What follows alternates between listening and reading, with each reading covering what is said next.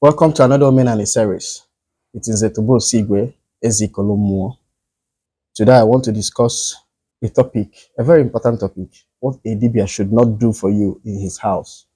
What a Dibia should not do for you in his house. That means things you shouldn't do in a Dibia's house. Before I proceed, I feel it's important. I count it a great privilege to remind you of our Afiolo Extra this year, August 28th to 31st. This is a period where we can gather, young, old, gather, we discuss about Ordinana, enjoy some of our cultural festivals, and chart the way forward for an Igbo. It's going to be in Nnewi, Anambra State. I would like to see some of you who have been following me religiously during this period. It's time for you to ask questions directly to Ezi Kolombo and other teachers that will be available within the period of this festival. So I want you to start making plans on how to attend this year's Afiolo Extra. Thank you. Now, today I want to discuss things you shouldn't do in a Dibia's house. Things you should no longer do in a Dibia's house. We are in an interesting time. There is a cultural reawakening going on in Igbo, I think all over Africa. We in Igbo have come out from a medieval period, also known as the Dark Ages. Medieval period is known as the Dark Ages. The medieval period in historical context was when the church was in total control of one's life, political administration, and cultural disposition in Europe. This period for more than 500 years was known as the medieval period. The 15th and 16th century saw people, by people I mean the Europeans, waking up to reduce the extent of mind control the church has placed on them. During the medieval period, whoever that is the Pope is almost like the ruler, both political and religious or spiritual ruler of the European or the what we known as the Roman Empire. The Catholic Church that was in charge of religious affairs was in control of every facet of one's existence. What they said was good. What they condemned remained condemned. And they had their foot soldiers through the kings of the day, the political leaders of the day, to execute their wishes. So this period of existence in Europe, not here in Africa, was known as the medieval period. This period lasted for more than 500, 600, I think one can comfortably say 700 years. It was around the 15th century that saw the decline of the medieval period, that people started waking up. They call it the Renaissance period. Education, the light of education started coming in, and people were beginning to say, okay, I think this should be the limit that the church will go in controlling the affairs. We had the people like Copernicus, Galileo, a lot of researchers, was it Descartes? There were many. They started questioning a lot of the church doctrines or the teachings of the church. The Thomas Hobbes of that era, they started questioning the teachings of the church, and they started trying to see life from other perspectives. They are alchemists, the people who were like, we can call them the Dibias of that period, who were waking up through science, started trying to whittle down the powers of the church, right? So this period in history is known as what? The medieval period. So why the real medieval period lasted for more than 500 years in Europe, here in Africa, and Igbo to be precise, the church taking over every aspect of Igbo man's life lasted for about 60 to 70 years. Within the period of 1970 to 2020, something happened in that year 2020. Remember, that's the year of COVID, but I believe that year 2020, something significant happened in the spiritual world. The decline of America today started in 2020. The rising up, this cultural reawakening we are seeing today in Igbo, actually kick-started in 2020. If you look at it before 2020, this anger we are seeing, this cultural reawakening was not noticeable in Igbo. But from 2020, each year, you are seeing people coming out in leaps and bounds in the cultural consciousness started getting charged up. In Nigeria, that year 2020 was still the year of NSAS, where the youths rebelled against the political administration of the day. So something significant happened in the year 2020. I believe that spiritually that 2020 was the year that the spiritual grip the Christian church had in Igbo was broken spiritually. And what we'll start seeing from 2020 moving forward will be the physical manifestation of that spiritual grip, that medieval period, which came to an end. So during the period of church control, many Igbo were hiding to carry out some cultural rituals which they knew were important to their corporate existence. As a result of church condemnation, blackmail, and belligerent activities, many Igbo had no option than to hide to do things like Eluago, Ekpotushi, Igbu Itawele, Ichi Ozo, Inyechi Hanni, and Inyendi Ichi Ebefanni.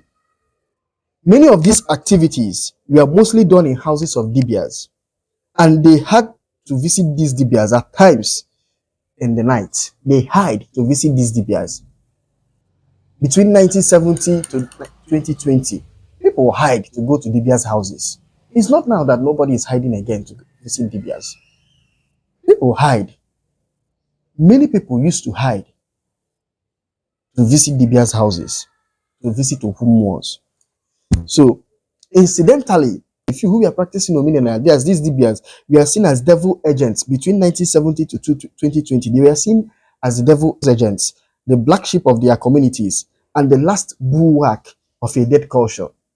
They were seen Dibias as the last phase, as in the last dying phase of a dead culture. The Christians, people, they were seeing the Igbo culture as a dead culture. So the Dibias were the last frontiers, the last bulwark of a dying culture, of a dead culture. So at this point, I think I must stop to give people who practice Dibia between 1970 to 2020, I must give them their utmost respect. I believe that these few good men or women, we are the people who stood to resist and profess solution in the dead of the night among cause, among hatred, among societal rejection, to provide some certain help, aids, rituals, rites for Igbo who realize that they need to do some certain rites. Those who realize that the offer that they bought were disturbing them, it was this Dibias that provided solution. Those who realize that they need to feed their sheep, it was this Dibia that did it, help them to carry it out. Moving on, our people will say, Eti wushe ezioku, osenitekwa. Today, the Igbo culture which the Christian religion felt they have buried is rising up again.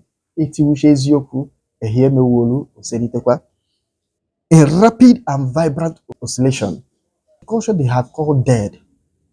Kanki ife ndị nna nna unu merelu, ife enwere isi ndị nna nna unu merelu, ife alọ, ife mgbe ha nọ n'isi, and all those things. That's the adjectives they use to describe our culture, the rites and rituals of our culture.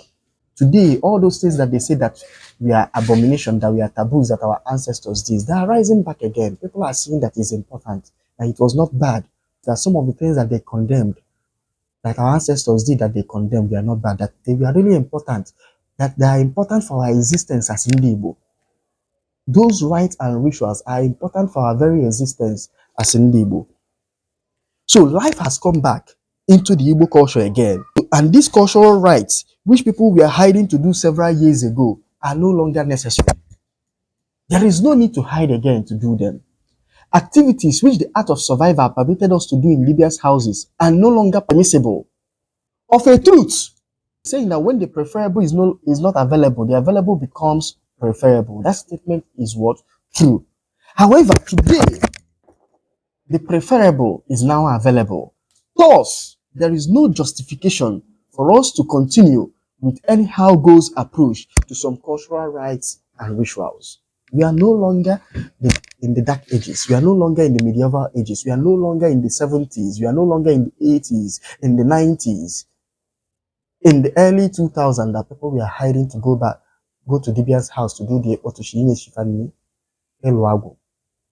We are no longer in that period. So those things that we are permissible spiritually and physically are no longer permissible now. There is no justifiable reason to continue with some cultural practices the way it was done 60 to 70 years ago. We have to start getting it right.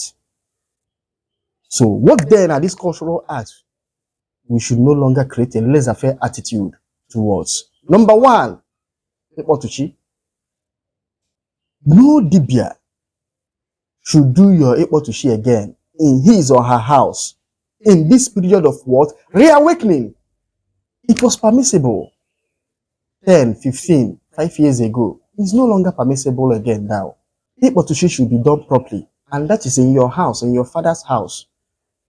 Either in your own house or in your father's house. That's where it should be done. And also, this act of Ekpotushi should not be done in your absence. You do not shave a man's head in his absence, in his back. Some people live abroad, they will call you to help you or to Shifa. No, Ikpotushi is a very serious act. It's something that you must be present. And it should be done in your father's house with the right people. And I always say that it is you, your father, your grandfather, a close relative should be able to do it for you. Number two, feeding your chi. No Dibia in this period of reawakening to help you to feed your chi. It's not the job of any Dibia to do feeding of your chi. It's either your father that can do it for you in your absence, or you do it for yourself. Even your brother should not help you and do it. Even your sister should not help you and do it. All to feed your chi.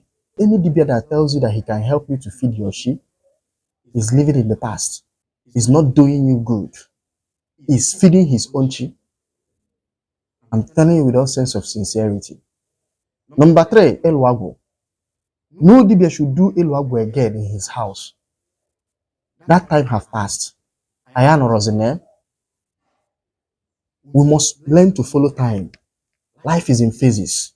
We must know the time we are in now. We are in a time of cultural reawakening.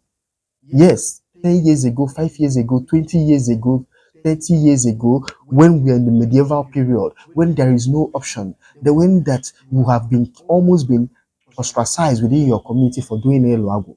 A Dibia's house would have been a place of refuge to do it. It is no longer so now.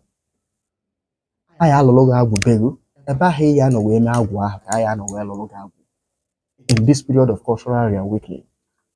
And the Dibia has no longer has a business in doing the Luagu unless that Dibia is a member of your mother's family or your father's family who are the appropriate constituted authority that should do Luagu. Luagu should be done either from your father's family if you are certain that the Agu is from your father's family. If you are not certain, then your father's family and your mother's family are the two constituted authorities that should do Luagu for you. Because Agu and Ashime is either from your father's side or your mother's side. Or Agu Malogi is either from your father's side or your mother's side. And it should be done in your house every year. Number four, Igbo Itawele. Itawele is an ancient practice of, bringing good luck in one's business. Igbo Itawele is the job of a Dibia.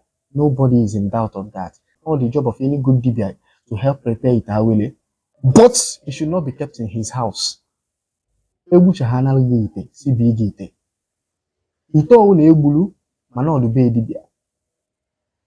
You are getting yourself into trouble. That Dibia has helped to prepare and also helped to destroy. Egbuolu gị ite awele si bigi dị ite ahụ ebuli ya na ife ọ na-agwalụ gị ọya eri ịnọlụbeghị wee mewe ego wee liwe ọnọdụ mmụ ijiri anya ofe ọnọdụ njụ ijiri anya wee fie. And as much as I do not subscribe to some of this system, but if it's done right, fine. But most importantly, it should not be in a Dibia's house. If it's in a Dibia's house, you are just running errands for the Dibia. He's just using you. He's just stealing your style. He's just stealing your shine. He's just stealing your thunder. Do not allow any Dibia in this time of reawakening and encourage you to always be bringing money for him to do this or that. They are damaging your life. I go that period. Or necessary. Number five, Ichiozo. Issues that Ndioka has messed up should cease forthwith. The church has no business with issues. If I name any issues, and whether the father when the priest and about to bless a day Thanksgiving in the church, it should stop. Or izolo jena be jilabani,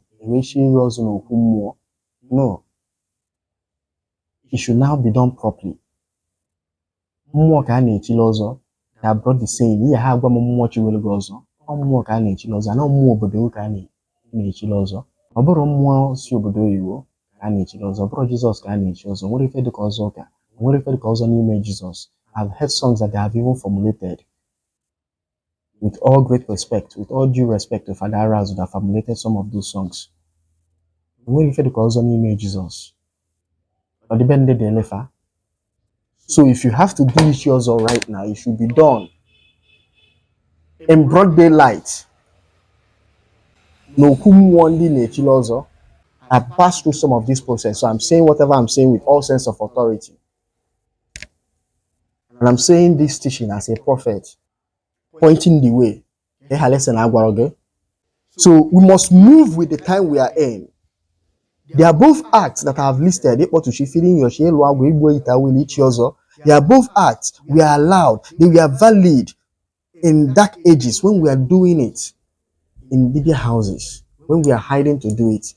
Yes, life is about survival. At times we do some certain things to survive, but we are no longer in dark ages. I got that time. So there are some certain things we don't need to do again. They are no longer permissible if we don't do it the right way. We are in a new era. We entered the new era in 2020. We are in a new era. So cultural rights, what doing should be done well in this period of reawakening in order for us to set a good foundation for this new movement. If we have to set a new foundation for this new movement, then we should get these rights. These are the important rights that makes Igbo Igbo. It should be done well. Don't allow a Dibia to mess you up in this new movement, in this period of reawakening. Thank you.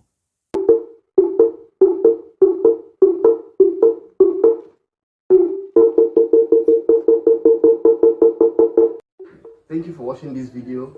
If you like the video, please like, subscribe, and share.